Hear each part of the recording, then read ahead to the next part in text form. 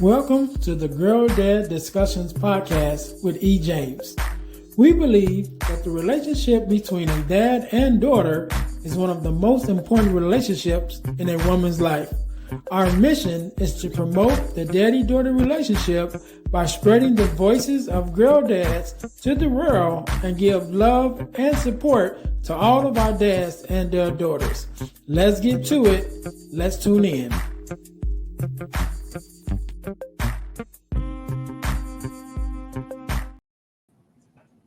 Welcome to the Girl Dad Discussions podcast. I am your host, Earnest James, and we believe that everyone, I'm going to say the intro to my other podcast, we believe that the relationship between a dad and his daughter is one of the most important relationships in a woman's life. And therefore, we're on a mission to promote the daddy-daughter relationship by spreading the voices of girl dads to the world in order to combat the narrative of the absent father and the fatherless daughter. If you haven't already, make sure that you listen, like, subscribe, and share. Follow us on all of our social media platforms at the Girl Dad Discussions podcast. Also, make sure you guys are checking us out on our new YouTube channel, which is the Deal to Heal Podcasting Network on YouTube. That's the Deal to Heal Podcasting Network, where not only will you find the Girl Dad Discussions podcast, but you'll also find our partner podcast, which is the Deal to Heal with E. James podcast, which at this time we're coming up on 200 episodes of that podcast. So make sure that you guys, again, go to the Deal to Heal Podcasting Network on YouTube in order to check out our website. Check out our podcast, video podcast on YouTube. Also, as you guys know, we are a self-sustained podcast, and the way that we stay on the air is by bringing you amazing products for you to purchase. This week, our product of the week is our purpose journals, as well as our purpose planners. You can see mine over here on the shelf. But I believe that we should journal in order to keep track of where we've been and where we are, while at the same time planning for our purpose. So you can get your purpose journal and purpose planner on Amazon. The links are in the description. Make sure you go check out the descriptions under the podcast anyway, because we have amazing information there. So make sure you guys go and check that out. Again, that is our product of the week, which is our purpose journal and our purpose planner. Now, today, just like any other day, we are blessed with the guest, Miss Lauren Burns. How are you doing? I am great. Thanks for having me on. And that purpose journal is important because, man, if I didn't have my journal writing everything down, I wouldn't be able to look back and see all the healing that has happened. Yes, love it. So first of all, let me say thank you, Lauren, for being on, because you could have been doing anything else with anyone else, but you are here with me today and our listeners, and we definitely appreciate it. So we're going to start this thing right off. Lauren, do me a favor, introduce yourself to my audience. Tell us a little bit about who you are and some of the things that you do. Well, thank you. Yes, I am the host of the Redeemed podcast. I am a mom and a wife, and I'm a full-time physical therapist. And the reason I started the Redeemed podcast is to share my own story of my healing journey from my father wounds that we'll get into today. I love it. Yes, we will get into it. So why not get into it right now, right? Sure. So generally, when I have my dads on, I start off by asking them two questions. What does it mean to be a girl dad? And what was something that your daughters have taught you? That's generally how I started. But since we don't, you're not a girl dad, and this would be a little different, I guess, part of your answer, because on the flip side of what I start to ask the daughters is what would it mean for you to be a daddy's girl? But that kind of would probably be different in your story, or let me just ask, would you consider yourself a daddy's girl now, or at some point in your life that, maybe you wouldn't consider yourself to be a daddy's girl? I longed to be a daddy's girl. A big part of my story is those years of longing to know my father, to have that relationship, and the huge void that I had, and how I had to learn the love of my heavenly father. That word father hurt for a long time. And God had to show me I'm nothing like your earthly father. My dad made some big mistakes, and we'll talk about some of those things. But really, I hope your audience hears as I share my story that doesn't matter your childhood wounds and your past. God can redeem and heal any wound, any story. And now I'm a mom, and I have a husband, and I have children, and they have the same parents, and we've lived in the same house. So my redemption story, really, I've seen as an adult. I didn't see it in high school. I didn't see it in middle school, but I'm seeing it now. And so if you're in the middle of some hard things, hold on tight because your story's not over. I love it. I love it. So let's get into it because generally, again, going back to the fact that I usually have dads on, Sure. I will ask like, what are the earliest memories, of being a father and coming home for the first time with this new girl, baby girl, and realizing that you're responsible for that for her. But in your story, of course, it's a little different. So let's just jump right in and I'll just let you kind of go, to start to tell the story and chime in as we go along. But you Sure. know, yeah, just kind of tell us your story from your viewpoint. Well, and so I can sort of speak to my father a little bit. My childhood was such a hot mess. I always say that I actually have a movie made about my life because of the crazy things that happened. NBC made a movie called Desperate Rescue, the Kathy Mahone story. You can still find it on YouTube. I think it still plays on Lifetime. Lifetime plays all those old movies. Um, but my parents got divorced by the time I was 6 weeks old because of their religious differences, because of their beliefs. My father's from Jordan and he's Muslim, and my mom, they met in Dallas, Texas, and my mom was from Florida. And so at the ages, when my mom was pregnant with me, my father went to Jordan without my mom knowing. He just said he was going on a trip. He was gone for 3 months, and she was left by herself for the first time as a new mama. And when he came back, he told my mom he went to Jordan to make a home for us. He had found a job, a place to live, and he wanted to raise me in his tradition and his custom. He had this responsibility of this first time dad. And so the reason my father kidnapped me when I was 7 years old, and I believe he took me not to hurt me. I really believe he took me because he wanted me to be raised in his beliefs and his culture with his family. And he had this responsibility as a father. Now, did he do the wrong thing? Absolutely, because it was devastating and it changed our life forever. But it wasn't out of a place of wanting to hurt me.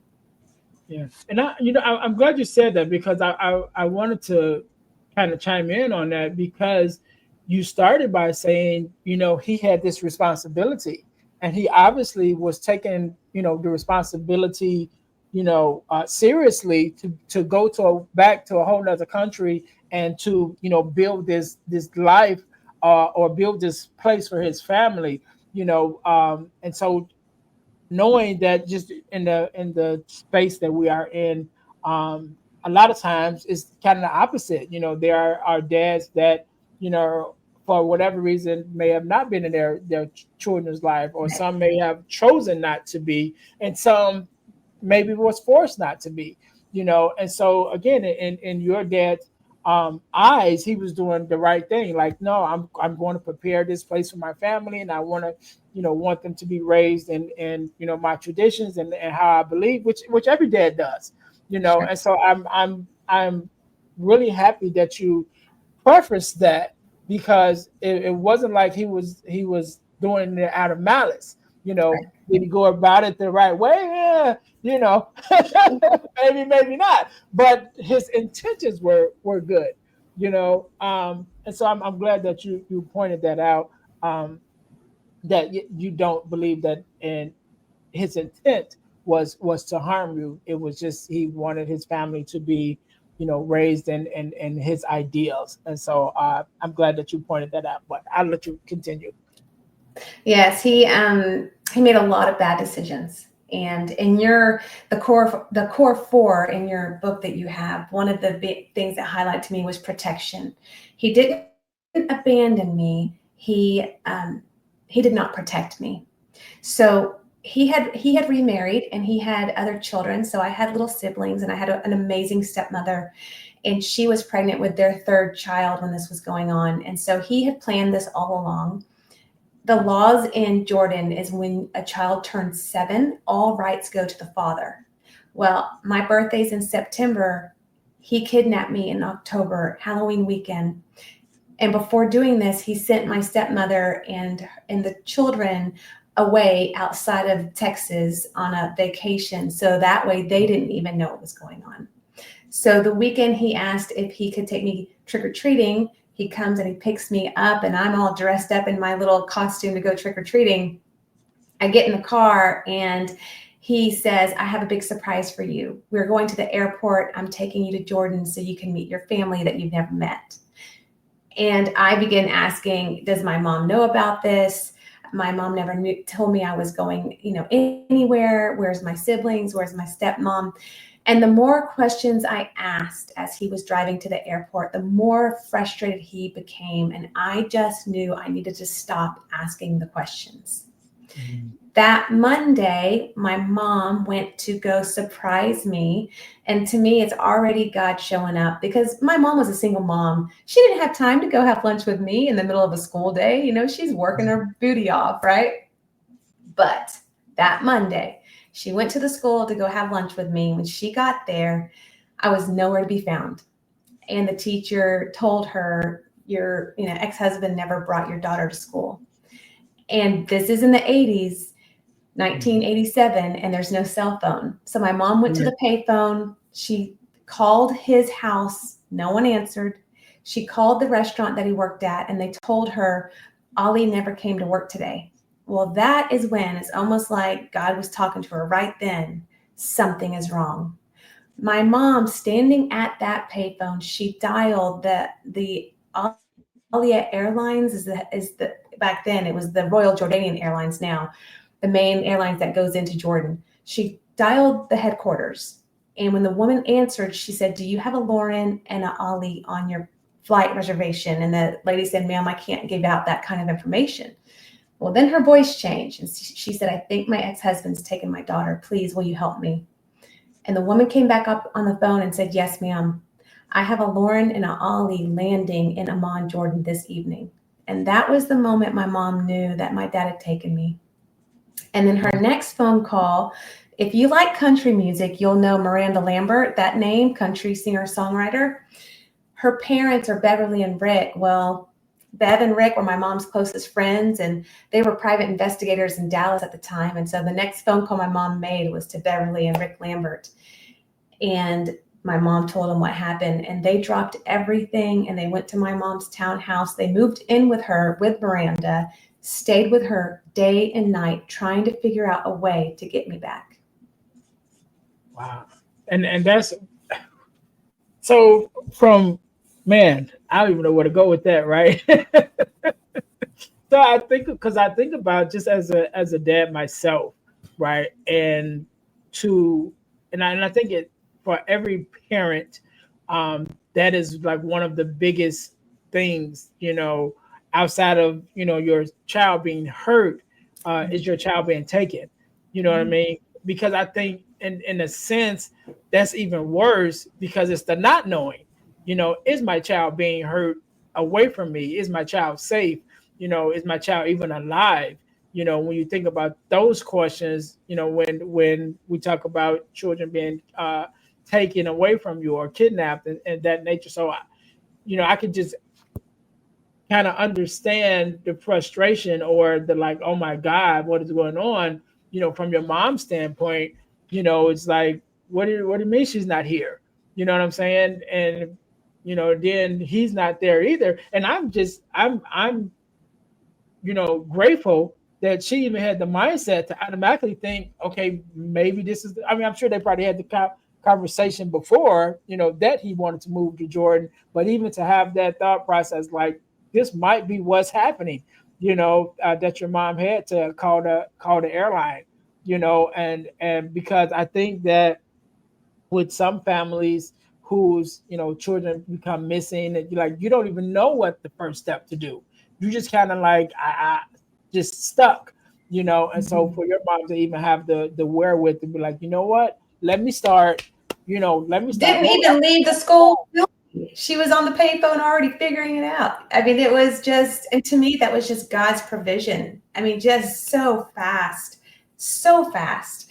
And my mom had full custody of me, and so, but she never wanted to keep me from my dad. They had a great relationship. Mhm. Anytime my mom needed help, she's a single mom, my dad would step in. They flip-flopped all the time. I'd go back and forth. I called him the Disney dad. He would take me to all the fun places. We had I remember an amazing relationship. I remember going to his restaurant and watching him cook and me acting like a waitress and serving people at the restaurant. It hurts. It hurts to talk about because I loved my father. But when he did what he did, he took me from my country. He took me from my language. He took me from my friends and my family. He took me from everything I ever knew. When we were in Jordan, I didn't know anyone. I didn't know how to speak Arabic. The bathrooms, even, it was a hole in the ground. It wasn't a regular toilet that you sit on. For a 7-year-old little girl to have to go to the bathroom squatting over a hole was really traumatic. Okay. Yeah, So yeah. it was very traumatic. And my father, because the custom, his beliefs was very conservative. The men weren't supposed to take care of the kids. It was the women's job. And so my father wouldn't, all of a sudden, he wouldn't tuck me in at night. He wouldn't brush my hair. He wouldn't do the normal things he would always do. And so I didn't even really know who he was when we were in Jordan. And it was my aunt and my grandmothers that I just met. It was their job to take care of me. So it was culture shock and not having my mom, not being allowed to talk to my mom, all of this at the same time. And so there's a lot going on with me. And then my mom's story of trying to fight to get me back. It was quite the journey, but God can heal and restore and redeem every bit of it. Yeah, yeah, and I definitely want to get to that part of the story, and even where you guys are now. But I want to go back a little bit because Sure. just thinking about that, as a 7-year old, definitely culture shock, and then I know you mentioned that you had a great stepmom, and that so even those relationships, I guess, maybe helped a little bit, but I don't know, did they speak English? They weren't there. And so a big part, I'm writing a book because the movie is great, but the movie does not tell you the whole story. And when Mhm. I started writing this book, I really felt passionately that God was calling me to write the story. It's not like I had all this free time. Let me go do a podcast. You know what I'm talking about. Yeah. But I have the cassette tapes. When Rick Lambert came to the townhouse, he told my mom, go to Radio Shack and get a recording device and put it on the phone. So every time you try to call Jordan, talk to any of the family members, when you call the police or the FBI or the State Department, we need to record these conversations so you can remember what they're saying, because you can imagine her mind was Right. all over the Yeah. place. She's not eating, she's not sleeping, she was a hot mess. So I spent the last year listening to these cassette tape recordings, talk about emotions. I've listened to my father talk to my mom. I've listened to my mom beg and begging to talk to me. And everyone was saying, all I speak is Arabic, Arabic, Arabic. And my mom's like, please, does anyone speak English? I just want my baby back. I won't prosecute Ollie. Just bring her home. She's just desperate. Um, so I was able to listen to the cassette tapes of my dad saying, well, eventually you'll be able to come visit her, not right now. Let her get settled. She's happy. Don't worry. But you can't talk to her right now. You can't see her right now. And my stepmother and my siblings never came to Jordan. My Mm. stepmother refused. She kept telling my dad, this is not right what you've done. I am not Lauren's mother. You have to bring her home. I'm not going to come to Jordan and be her mom. She has a mom. You have to bring her home. So she was trying, and she was pregnant with her third child. So she was trying to keep that as leverage. And she was in her young 20s. I'm 44 now and have 2 kids. So as I'm listening to these cassette tapes, I'm like blown away by what these women went through. And they're fighting, and she's fighting too. Bring her home. And so that was hard because I didn't even have her with me or my little siblings with me. Wow. Wow. Okay. Wow. Because I was thinking that she was with you guys, and No. you guys had a whole little new family, should I say? But you're saying that they weren't even there. So it's like you go to this new country around new people, so everything is new. You know Right. what I mean? So wow, that's definitely a understandable culture shock, life shock. Mm-hmm. Mm-hmm. At any age, I think that would have been hard.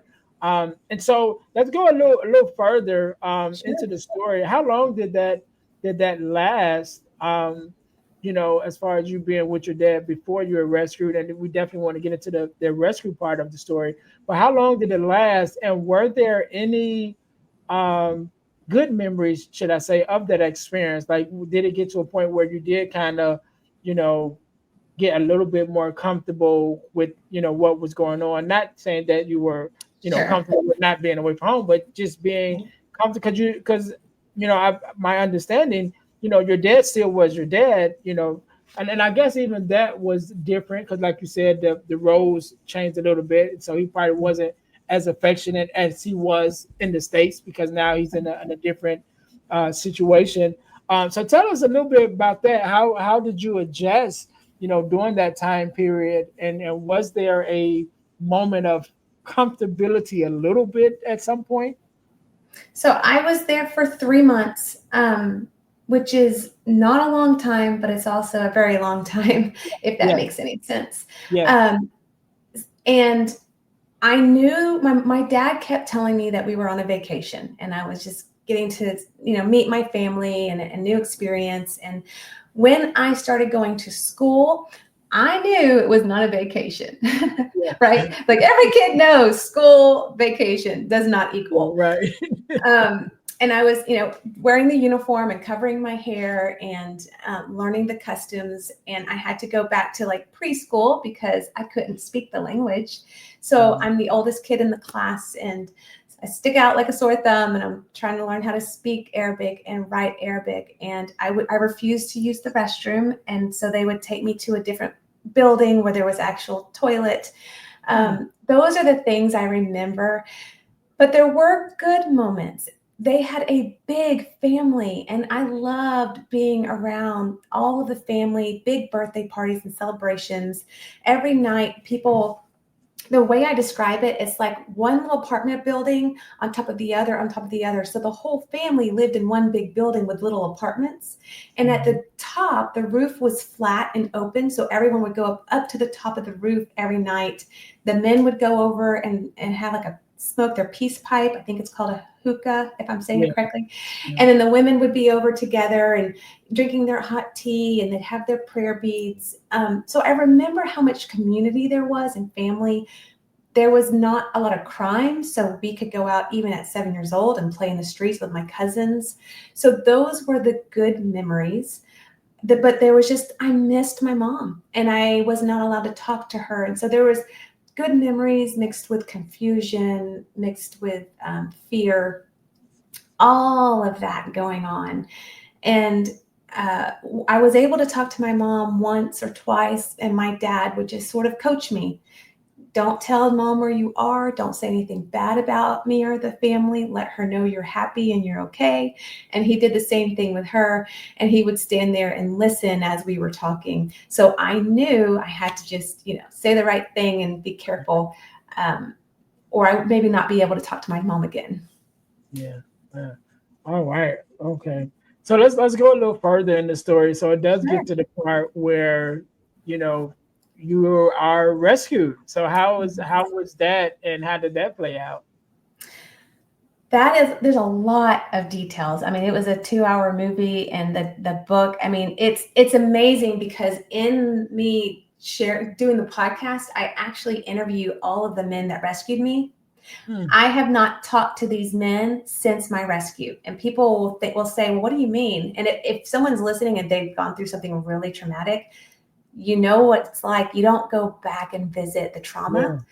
Yeah. You Right. just keep pushing forward. But writing my story, I started trying to find these men, and now I've actually seen them in person. We flew to North Carolina back last September, and I got to tell them thank you for risking their lives to save mine.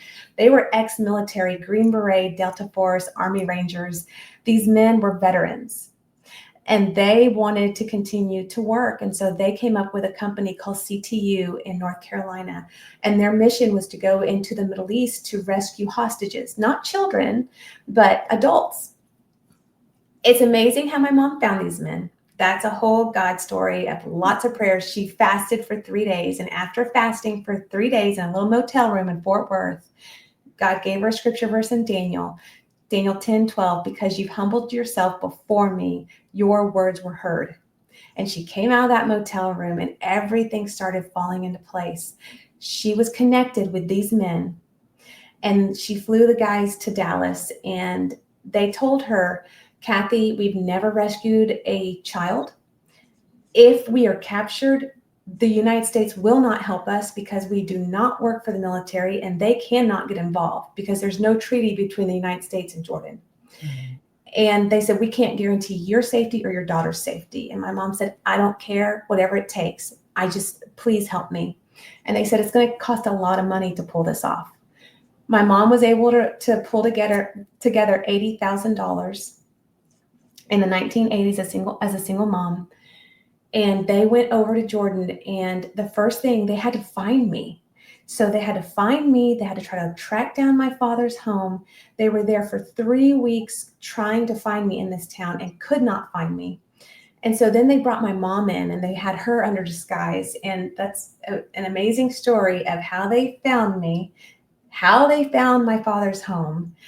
And it was JD, Dawn, and Dave. And these men are amazing. And what they did is after they found my father's house, they decided the best way to get me out was to hijack the school bus that I was on, because the house was in the busy city right next to a police station. They're like, that's too high risk. Yeah. But following that school bus, there was one little stop on the outskirts of town, a little farmhouse, and they thought that's the perfect place to try to get Lauren. So that's what they did. They hijacked a school bus, and we escaped over the Jordanian River between Jordan and Israel. It's called the King Hussein Bridge. We escaped over that bridge into Israel. And once we were able to get into Israel, and I'm skipping lots of details, Right. Right. we were home safe. They shut down the whole airport looking for me because we had fake reservations at the airport. Thank God, because that was a good decoy. One of the men almost got captured. He was pulled over, surrounded by Jordanian police, but because that airport was shut down, they all left him on the side of the road, and they went to the airport looking for us, and he was able to escape. That is a God story. Yes, yes. That wow, that is amazing. That is amazing. I know we don't have time to go into everything, but because this You got the highlights. right. So let's fast forward a little bit more, Mm-hmm. right? Because you're rescued, you guys are safe, you're back home, and now we're going through, of course, up into who you are now and the work Yes. that you do.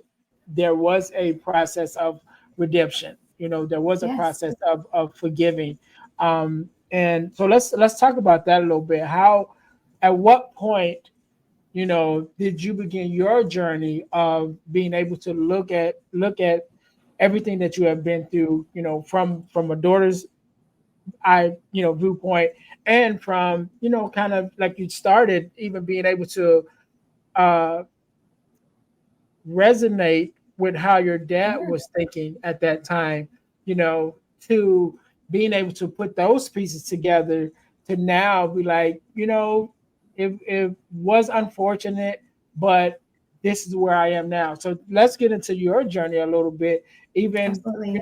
again, reflection on everything that you've been through to get to your redemption story now. So it is beauty from ashes, and that it can only be because of my faith.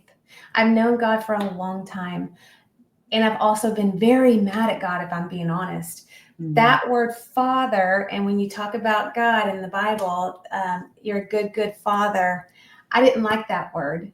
And so for the person listening that maybe has had those feelings, God had to walk me through forgiveness. And my mom started the process. She showed me what it looks like to forgive. We had to change my last name. We lived in hiding for many years. But when I really wanted to know who my dad was, I'm like, I want to know who he is. Why did he take me? Why did he do this? When he took me, it took that relationship. And so my mom allowed me to see him. We were writing letters back and forth. We had to do it in a safe way so he didn't know where we lived. So we would write it to a post office. It was this whole thing. Then we began to talk on the phone, which was so hard. I had to face my fear. When I heard his voice on the phone, my heart would race and the emotions would come and I would get angry and all the things. And then I wanted to see him in person. Like, what does he look like? Do we look like each other? Just all the questions. And so I saw him. I got to see my siblings. I got to see my stepmother. I visited him throughout my childhood when it was safe. My mom allowed that. My graduation from Lindale High School in East Texas, my father came to my graduation because I wanted him there. My mom allowed him to come into our home and cooked a meal for him after all that we had gone through. That's what forgiveness looks like. So she showed me, she was my example. She didn't badmouth my dad even after everything we went through and all the money she spent and changing our life over and over. But I had to wrestle with God. I was angry. I was like, you say you're a good father, but I don't know what a good father looks like. And it's like God was saying, Lauren, let me show you. But I had to forgive over and over. 70 times 7 is what the Bible says. Forgiveness does not mean that what my dad did was okay, because I believe that false lie. Yeah. Forgiveness doesn't mean you have to forget, or I wouldn't be here sharing my story. Forgiveness really is, God, he's yours. I'm laying him at your feet. I'm letting this anger and this resentment, this control, I'm letting it go over and over again. And as I began to walk through that journey of forgiving, I could see my dad the way I explained to him earlier, without anger. I could see his intent was not to harm me, but he thought in his mind he was doing the right thing. And then when you get into identity, like Psalm 68:5, a father to the fatherless, that's who God is. But saying that to that 14-year-old girl that was desperate for a father to wrap his arms around me, those words sound nice in Psalms, but I wanted those arms around me. And so I struggled with that loss. Yeah, yeah. Wow, that's just amazing. So now, as an adult, how's your relationship with your dad now? Or do you have a relationship? Are you in communication? That's a great question. Again, I think it goes back to, Ernest, it's you are in control of your beliefs and your actions and your heart, but you can't control that other person. So that's that letting go.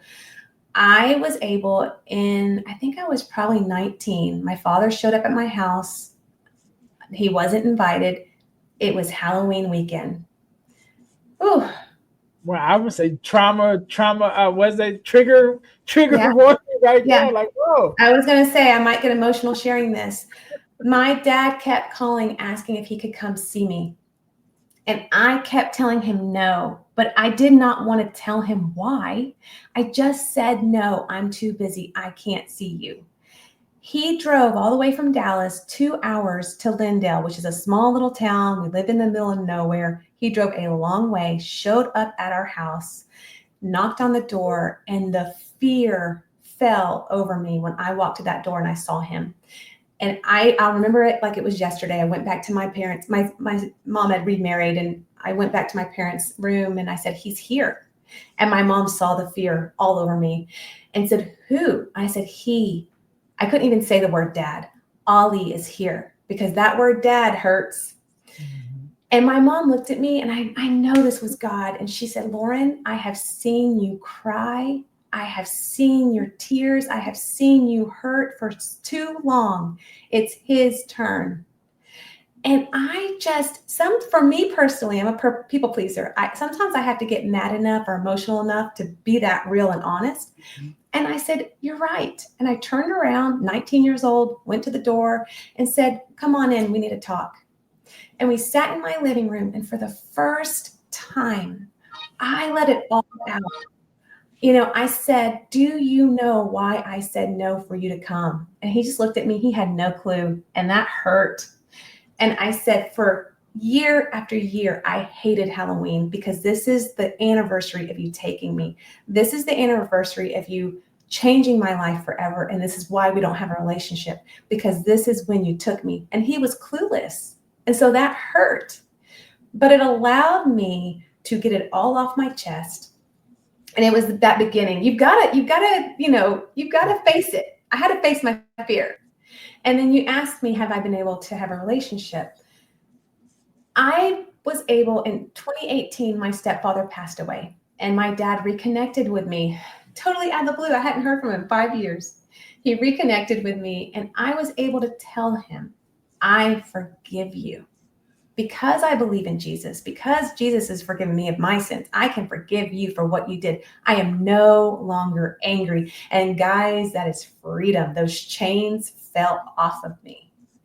But I said, but I don't necessarily want a relationship, because he could never really own what he did. He just wanted to gloss over things. He never really wanted to understand. He just wanted to pick up where we left off and say, hey, I love you. You're my baby. And it's like a stranger calling you baby. Yeah. He wanted to know who my kids were. He wanted to know my husband. He wanted to jump into my life. But there's a lot of steps that have to happen before you can just do that. And so am I angry with him anymore? No, not at all. If he picked up the phone today and was like, Lauren, I'm so sorry. Could we pick up and heal and have a relationship? Probably. But I don't know the end of that story yet. Yeah, yeah. And I like that you said that, because again, for those who know my backstory of coming into the whole podcast world, of kind of coming into it, dealing with, or coming to the realization of my relationship with fatherless daughters. I started doing work with fathers who are coming back into the lives of their daughters for some time, and that is one of the things that I talk about with the dads. Like, you can't pick up, you can't come. You have to pick up where they are now. You can't try Yeah, to I'm not pick up 7 where years you. old. Yes, and that's the whole thing. Like, they were 7 when you left, and now she's 17. You know what I mean, or 27, and now you're coming and trying to 40. come back in like she was still 7. You know what I mean, and like everything is fine. Like, no, you can't do that. Like, you got to come in where you are, where they are now, and you got to come in where they allow you to. You Okay. can't force your way in. You can't. You got to earn that space. When your daughter was born, you were giving that opportunity, but you gave it away or lost it, however Yes. it came to that point. Well, now you have to earn that back. You know what I mean? You have to earn that through love and respect and responsibility and relationship. You have to earn that back. So to all the dads that are coming back into your kid's life, your daughter's life, or even your son's, but your kids in general, like, there's a process that you have to go through. Just because you see it as, oh, that's my baby, your baby might not be a baby anymore. And so you Right. have to take in consideration their thoughts, their feelings, their reality, and again, earn that space to be considered a dad or a father, have it, whichever word you want to say it. But you have to earn that space. So I'm Mhm. I'm glad that you guys at least have come to that reconciliation of to being able to forgive. And those who know me know forgiveness is a big part of me. So now you're at this point. Now you got a podcast. Try to tell your story. So let's talk a little bit about the podcast and some of the things that you have coming up now that you're involved with. Sure. Thank you. So the Redeem podcast is on all the places that you can listen, even YouTube. I never thought I would do this. I really felt God calling me to write my story. It was almost like, how dare you keep all of this in a box, literal box, by the way, in my hot Texas garage with a label Jordan on it. I showed you earlier, but I have tons of newspaper magazines and all the things, like, because it hit national news and we were in all the magazines, and so I had all of this in a box. My mom's journals, like you were showing your journal on Amazon, guys, she wrote every single day I was gone, details of even what she ate for breakfast and how she was feeling, and to sit and read what my mom was going through. It's like God gave me every detail to write a book. But then someone said, Lauren, you have to have a platform. I'm like, I don't know what that means. And so I started the podcast, and I've got 67 episodes. I know you can agree with this. Never realized the doors it would open, the people I have met. It's a lot of work, guys, just so you know. And we're working full time, and this is like a side hustle. But the people, the stories, the Redeem podcast, I interview people with amazing testimonies. I interview Bev and Rick Lambert, and they share the details of what they went through when I was gone. My mom and I do interviews together, and that's emotional. You're going to hear both of us crying. And I share some of the cassette tapes on those episodes. And then I'm writing a book. The manuscript is done. We go to publishers this fall to hopefully that a publisher would pick up the book. And so if you want to help support, you can go to Lauren Burns, LaurenBurns.net to subscribe to the Redeem newsletter, because that will connect you with the book. I love it. I love it. Lauren, you have an amazing story. Um, Yeah, you have an amazing story, and I definitely will be checking out the podcast, and definitely when the book comes out and everything, make sure you let us know. We definitely put all that information in the description Thank of the you. podcast so that the listeners have the opportunity to support you. I think your story is amazing. We're going to switch it up just a little bit. Um, and go into the next segment of the podcast, which I call the Getting to the Core segment. And so the Getting to the Core segment is built off of the ebook, The Core Four Yes. ebook, which I wrote, which kind of talks about the four core values that I believe that every daughter should get from her father, right? And so when we talk about the core four, those four core values are guidance, affirmation, love and affection, and protection, right? Those are the four core values that I believe that every daughter should get from her father. And I know you talked a little bit about it earlier Mm-hmm. as you read it. So I would definitely like to get your viewpoint on the book as overall. But then, you mentioned about the protection part of it and how that resonated with you. So let's talk about that a little bit.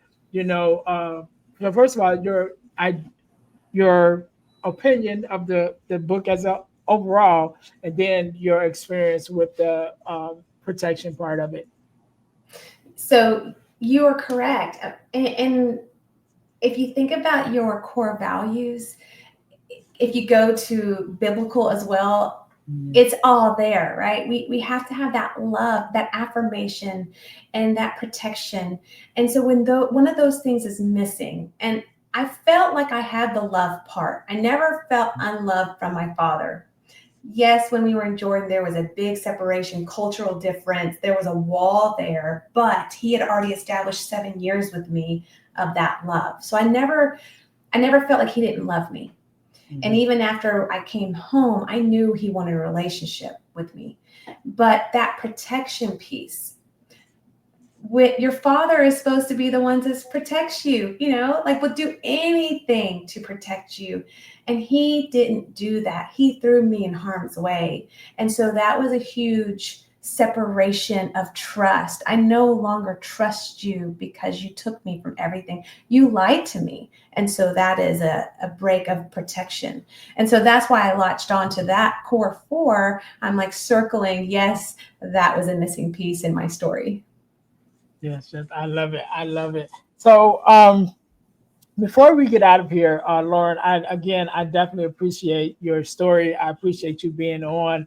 We're definitely going to uh, celebrate you and support you with your podcast, and hopefully one day I'll be able to share my story on your podcast. Yes, I would love that. absolutely. Um, yes, and also I'll put it out here now. Definitely would love to have you on the Deal to Heal with E James podcast, and we could definitely get into the healing part of it and the Yes. forgiveness, and really dive deeper into the story. I would love to do that. So I when we're on this podcast, I started this podcast to be a bridge between uh, daughters and fathers, of fathers and daughters, right? Of even of those, fatherless daughters who may not have had the experience of having their dads in their lives, or a positive experience of having their dads in their lives. And, just to combat the narrative of the absent father and the fatherless daughter, and all the complexities of how that looks, right? Because Right. even in your story, it wasn't the absent father, you know what I mean? It was a very active father, and kind of the other side of it, the way that we look at it. But I like to leave our audience with something that they can take away. So I want you to leave us with a word of advice. I don't know, however you want to leave, just something that, our Sure. daughters or our fathers can take away, from your story, and then leave us again with your social media handles and things of that nature where we can find you and support you. So I'll give you a couple seconds to think about that. To my listeners, thank you guys once again for tuning in to the Girl Dad Discussions podcast. Make sure that you guys are checking us out on our website, thedealhealfulfill.org, because my mission is to help people to deal, heal, and fulfill, to deal with your problems, to heal from the pain, and to fulfill your purpose. You guys can go to dealhealfulfill.org, and also check out my new website, which is my speaker's website, which is Ernest James Speaks Life.com, in order to have me come out to be a speaker at your school or organization, or to facilitate a workshop, because that is what I do. So make sure you guys go there, ErnestJamesSpeaksLife.com, and check that out. Also go to ebooks by ejames.com, with some go over to purchase some of the ebooks that I have available, including the core four, which we talked about today. But I also have a ebook called From Males to Men, which is a male mentoring ebook for young boys. And one of my favorites, Forgiving Me, the 4-Step Guide to Self Forgiveness, is also available. Again, that's at ebooks by ejames.com. So make sure you guys go and check that out. And we have our podcast merch, right? We have our inspirational t-shirt line, which is deal2healtees.com. That's deal, the number two, healtees.com. Put some inspiration in your situation. Wear an inspirational tee and be inspired all day. That is our tagline. So again, go to deal, the number two, healtees.com, in order to get your inspirational t-shirt, or even our t-shirts with our podcast logos on it. There's one for the Girl Dad Discussions podcast, as well as one for the Deal to Heal with E. James podcast. Last but not least, over the last couple of years, I've been blessed to be a part of an organization called the Forgiveness Mission. And what we do, we have bi-monthly, we have free virtual workshops talking about everything surrounding forgiveness, forgiveness of self, forgiveness of others, forgiveness of the world, just everything around forgiveness. The workshops are absolutely free, but the information is priceless. Again, it's bi-monthly. So whenever you're listening to this podcast, either one just ended or there's one coming up. So make sure you guys go to forgivenessmission.com in order to sign up for our next forgiveness workshop, which is absolutely free. Again, but the information is priceless. Or you can go to Eventbrite and look up forgiveness workshop sponsored by the Forgiveness mission. Make sure you guys go there and check us out. Once again, Lauren, I want to say thank you so very much for being on. Thank you for sharing your story with us. I want you to have the last word, so the floor is yours. Well, thank you. I think it's really speaking to the audience that has grown up without a father. I want you to know two things. One, 1 John 3:1, see what incredible love the Father has shown us, that he would name us and want us. You have a heavenly Father that wants you, and he chases after you. And again, when I was in high school, middle school, people could tell me that all day. And I'm like, whatever, I want a real dad hugging on me. But if you will just speak those words, God will show you that love. And then Joel 2:25, I will restore the years the locust has eaten.